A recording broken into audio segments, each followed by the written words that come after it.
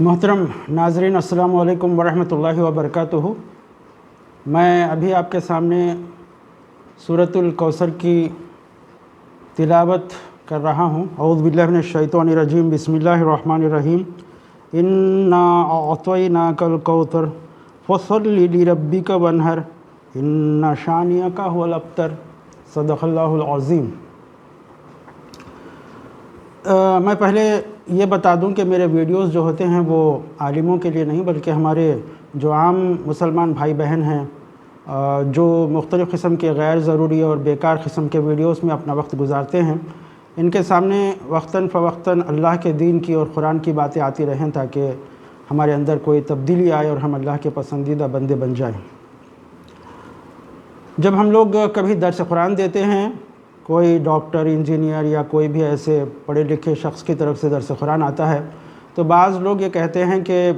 تفسیر بیان کرنا صرف مفسرین کا کام ہے، علماء کرام کا کام ہے جو مختلف قسم کے تقریباً 7 قسم کے علوم پر دسترس رکھتے ہیں، تو ایک عام آدمی کو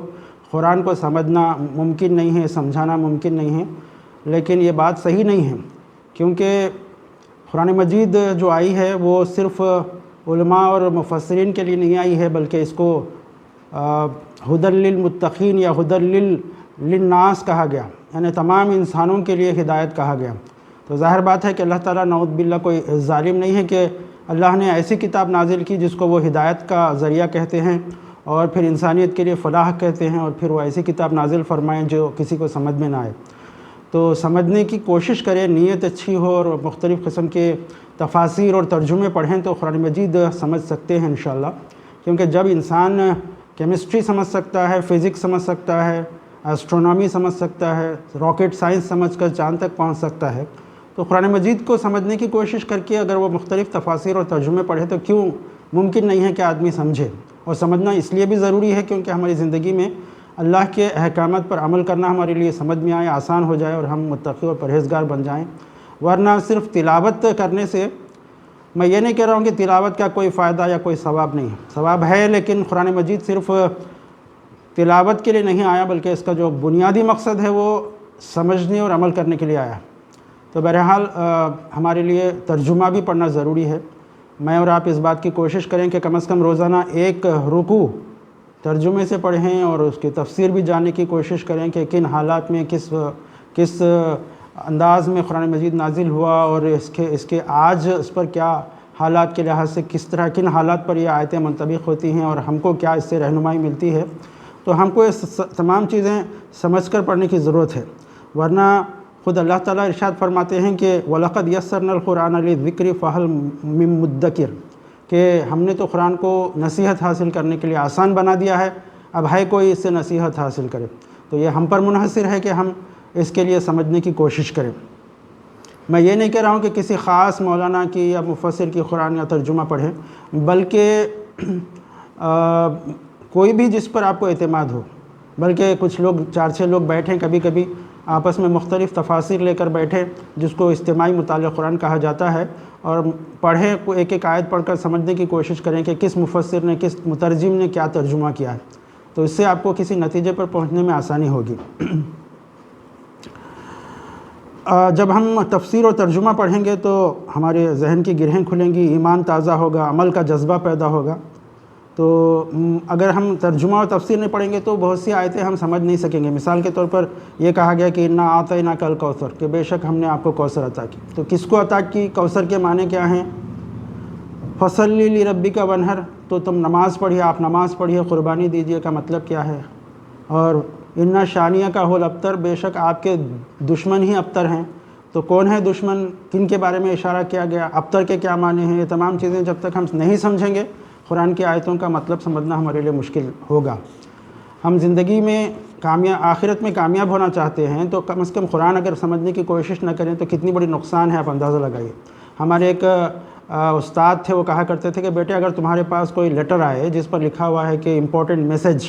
اور ایسی زبان میں ہے، مثال کے طور پر ملیالم میں ہے، تو آپ اس کو تابدان میں نہیں رکھتے بلکہ سمجھنے کی کوشش کرتے ہیں، اور اگر سمجھ میں نہیں آ رہا تو ایسے آدمی کے پاس لے جاتے ہیں جو زبان جانتا ہے اور آپ کو سمجھا سکتا ہے۔ کتنے افسوس کی بات ہے کہ اللہ تعالیٰ نے ایسا امپورٹنٹ میسج بھیجا ہے جو دنیا اور آخرت کی کامیابی کا ذریعہ ہے، اور ہم کو سمجھنے کی کوشش نہیں کرتے۔ تو بہرحال اس تمہید کے بعد میں آپ کے سامنے قرآن مجید کے اس سورہ کے سورۃ الکوثر کے بارے میں چند باتیں آپ کے سامنے اپنے مطالعے کی حد تک پیش کرنے کی کوشش کروں گا، اس دعا کے ساتھ کہ اللہ تعالیٰ کہنے اور سننے والوں کو عمل کی توفیق نصیب فرمائے۔ انا اعطیناک الکوثر، یہ جو آیتیں نازل ہوئیں اس کا پس منظر یا شان نزول یہ ہے کہ اللہ کے رسول صلی اللہ علیہ وسلم نے جب دین کی دعوت دینی شروع کی تو شروع میں تو لوگ زیادہ مخالفت نہیں کیے، لیکن جب آپ نے لوگوں کے پرانے خیالات اور پرانے ادیان اور پرانے ان کے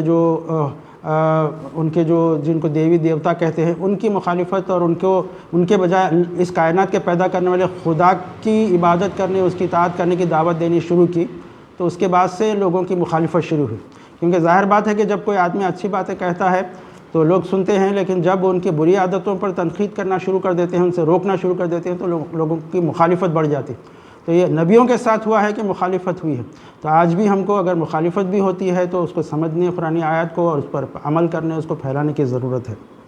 اس کا شان نزول یہ ہے کہ اللہ کے رسول صلی اللہ علیہ وسلم جب دعوت دین کرتے کرتے کوشش کر رہے تھے، اس درمیان یہ ہوا کہ آپ کے 2 بیٹے تھے، پہلے بیٹے حضرت قاسم رضی اللہ عنہ اور دوسرے بیٹے حضرت عبداللہ رضی اللہ عنہ۔ تو پہلے تو اللہ کی کرنی ایسی ہوئی کہ حضرت قاسم کا انتقال ہو گیا اور اس کے بعد حضرت عبداللہ کا بھی انتقال ہو گیا۔ تو ظاہر بات ہے کہ اللہ کے رسول صلی اللہ علیہ وسلم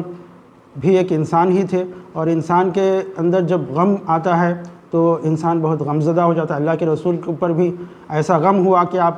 آپ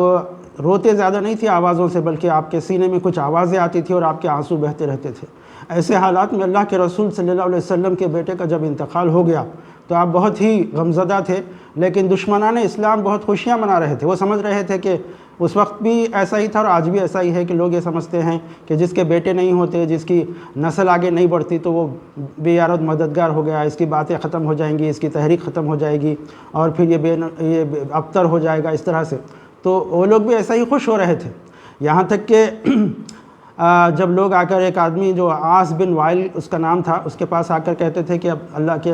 محمد صلی اللہ علیہ وسلم کا دین پھیل رہا ہے، تو وہ کہتا تھا کہ ارے چھوڑو، اس کے تو دونوں بیٹے ختم ہو گئے اور وہ بے یار و مددگار ہو گیا، اس کی نسل ختم ہو گئی، نعوذ باللہ۔ تو اس طرح سے اس کا دین بھی ختم ہو جائے گا، جب وہ انتقال کر جائے گا تو اس کا دین بھی ختم ہو جائے گا، یہ ابتر ہو گیا ہے۔ اس طرح اللہ کے رسول کو دوہرا غم ہو رہا تھا، ایک طرف بیٹے کا انتقال کا غم اور دوسری طرف لوگوں کا اس طرح سے طنز و طانی کرنا، یہاں تک کہ عقبہ بن ابی معیط اور ایسے لوگ بھی یہی باتیں کہہ رہے تھے، یہاں تک کہ ابو لہب جو خود آپ کا پڑوسی تھا، آپ کے گھر لگا ہوا تھا، جب اس کو اطلاع ملی کہ رات میں آپ کے دوسرے بیٹے حضرت عبداللہ کا انتقال ہو گیا تو خوشیاں منانے لگا اور لوگوں کو جا کر کہنے لگا کہ دیکھو آج محمد کے گھر میں اس کا بیٹا ختم ہو گیا، نعوذ باللہ، یہ ابتر ہو گیا، اب بین و نشان ہو گیا، اب اس کا دین نہیں پھیلے گا۔ اور ابو جہل بھی ایسا ہی کہہ رہا تھا۔ تو یہ دشمنان اسلام جو تھے سمجھ رہے تھے کہ اللہ کا دین ختم ہو جائے گا آپ کے بیٹا انتقال کرنے کی وجہ سے۔ تو اللہ تعالیٰ ایسے حالات میں جب کہ آپ غمزدہ تھے، اس وقت اللہ تعالیٰ نے آپ کی ڈھارس بندھانے کے لیے، آپ کو ہمت دینے کے لیے اور آپ کو بتانے کے لیے خوشخبری دی، جو بعد میں صحیح ثابت ہوئی۔ اللہ تعالیٰ نے نازل کیا یہ سورہ انا اعطیناک الکوثر فصلی لربک وانحر ان شانئک هو الابتر، کہ اے محمد صلی اللہ علیہ وسلم، اے ہمارے نبی، اے ہمارے رسول، ہم نے تو آپ کو کوثر دی ہے،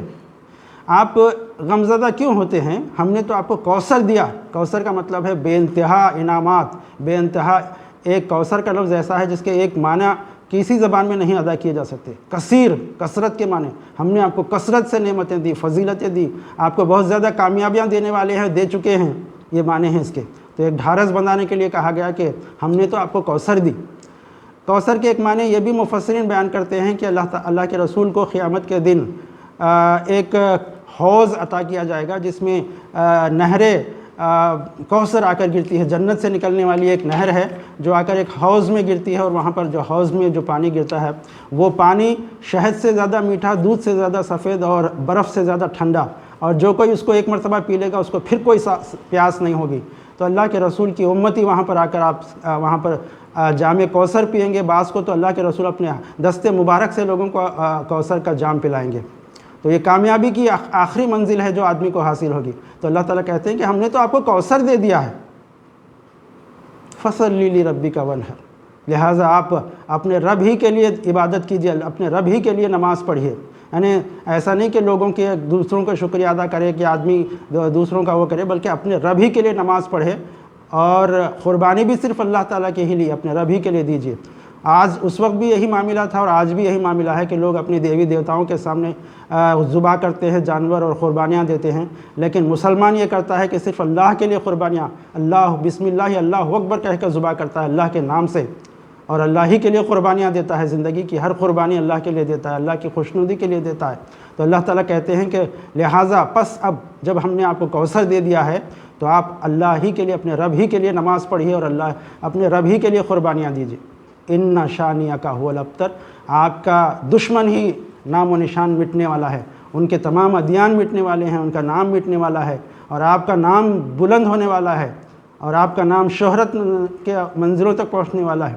آج بھی ہم اس خوشخبری کو جو اس وقت پیشن گوئی کے طور پہ پیش کی گئی تھی، آج بھی اپنی آنکھوں سے دیکھتے ہیں کہ اللہ کے رسول صلی اللہ علیہ وسلم کا کتنی عزت اور محبت مسلمانوں کے دلوں میں ہے۔ 2 کروڑ مسلمان آج ایسے ہیں جو آپ کے نام کے لیے اپنا سر کٹانے کے لیے تیار ہیں۔ اللہ کے رسول صلی اللہ علیہ وسلم کی محبت میں اپنی زندگی کے ہر آرام و آسائش کو چھوڑ کر مشکلات اٹھانے کے لیے تیار ہے، اللہ کے دین پر عمل کرنے کے لیے تیار ہے۔ کوئی آدمی یہ نہیں کہتا کہ میں ابو جہل سے تعلق ہے، میں ابو لہب سے تعلق ہے، میں فلاں ہوں، لیکن یہ کہتا ہے کہ محمد صلی اللہ علیہ وسلم سے میرا تعلق ہے۔ جب کبھی قیامت تک مسجدوں میں اذانیں بلند کی جائیں گی، اللہ اکبر کے نام کے ساتھ محمد رسول اللہ کا نام لیا جائے گا، اللہ کے بعد اللہ کے رسول کا نام لیا جائے گا، اور قیامت تک کے لیے دنیا کے کونے کونے میں جب بھی اذائیں ہوتی ہیں، 24 گھنٹے اذائیں ہوتی ہیں، تو اللہ کے نام کے ساتھ اللہ کے رسول صلی اللہ علیہ وسلم کا نام بلند کیا جاتا ہے، نام لیا جاتا ہے۔ تو بہرحال آج ابو لہب کا اور ابو جہل کا نام لینے والے اور دوسرے جو دشمنان اسلام ہیں، عاص بن وائل اور عقبہ بن ابی معیط کا نام لینے والے کوئی نہیں، لیکن اللہ کے رسول، اور ابو لہب اور ابو جہل کا نام کوئی لینے والا نہیں ہے، لیکن اللہ کے رسول صلی اللہ علیہ وسلم کا نام لینے والے قیامت تک رہیں گے۔ تو بہرحال اب میں جب آپ کو بتاتا ہوں کہ یہ ترجمہ اور تفسیر تھوڑا سا آپ کے سامنے تفصیل آنے کے بعد آپ کو اگر پھر سے یہ سورہ پڑھیں گے تو ذرا زیادہ اچھے انداز میں سمجھ میں آئے گا، اور اس طرح سے ہم کو یہ سمجھ میں آتا ہے کہ ہم کو قرآن مجید کا ترجمہ اور تفسیر پڑھنا چاہیے۔ اس کے ذریعے سے جب ہم قرآن کی آیتیں نمازوں میں پڑھیں گے تو ہم کو اس پر اس کے معنی و مطلب سمجھ میں آئیں گے اور ہم عمل کرنے والے بن جائیں گے۔ اسی قرآن کی آیتوں نے صحابہ کرام کو جو اللہ کے دین سے ناواقف تھے اور برائیوں میں مبتلا تھے، لیکن اسی قرآن نے ان کے اندر ایسا انقلاب برپا کر دیا کہ وہ قیامت تک کے لیے آسمان کے ستارے بن گئے اور ہمارے لیے واجب الاطاعت بن گئے۔ اللہ تعالی ہم سب کو ان باتوں پر عمل کرنے کی توفیق نصیب فرمائے۔ اللہ تعالیٰ کے رسول صلی اللہ علیہ وسلم کی خدمت میں ایک درود پڑھ لیجئے۔ اللہم صلی علی محمد وعلی آل محمد کما صلیت علی ابراہیم وعلی آل ابراہیم انک حمید مجید۔ اللہم بارک علی محمد وعلی آل محمد کما بارکت علی ابراہیم وعلی آل ابراہیم انک حمید مجید۔